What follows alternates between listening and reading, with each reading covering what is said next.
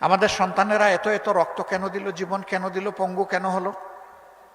তারা চেয়েছে সমাজ থেকে সব ধরনের দুঃশাসন এবং দুর্নীতির কবর রচনা হোক।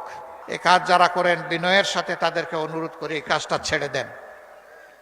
মেহরবানি করে এই কাজটা করবেন না। আমাদের শহীদদের আত্মা কষ্ট পাবে, মানবতা অপমানিত হবে, লাঞ্ছিত হবে। বন্ধু, এই কাজটা ছেড়ে দেন। ভাই, আল্লাহর রাস্তায় এই কাজগুলা ছেড়ে দেন। এই কাজ আর করবেন না। অফিস আদালতে যারা ঘুষ বাণিজ্য করেন, আবার মামলা বাণিজ্য অনেকে করেন, তাদের প্রতি আমাদের আন্তরিক অনুরোধ, ভাই কাজগুলা করিয়েন না। আমাদের শহীদদের আত্মা কষ্ট পাবে।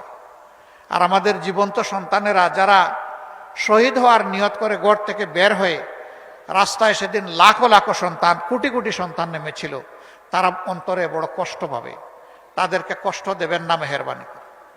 তবে যদি আমাদের এই বিনয়ী অনুরোধ কেউ না মানে, তাহলে তাদের জেনে রাখা উচিত যুদ্ধ আমাদের শেষ হয়নি। আমাদের সন্তানেরা স্লোগান দিচ্ছে এখনো, আবু সাইদ মুগ্ধ, শেষ হয়নি যুদ্ধ। আপনারা আমার সাথে বলবেন, আবু সাইদ মুগ্ধ, এ লড়াই চলবে ইনশাআল্লাহ। কতক্ষণ?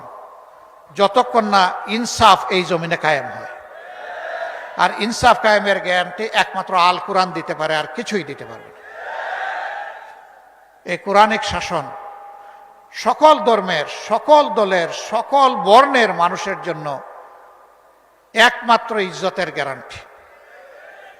এই কোরআনের শাসন কায়েমের মধ্য দিয়ে একটা মানবিক বাংলাদেশ আমরা করতে চাই।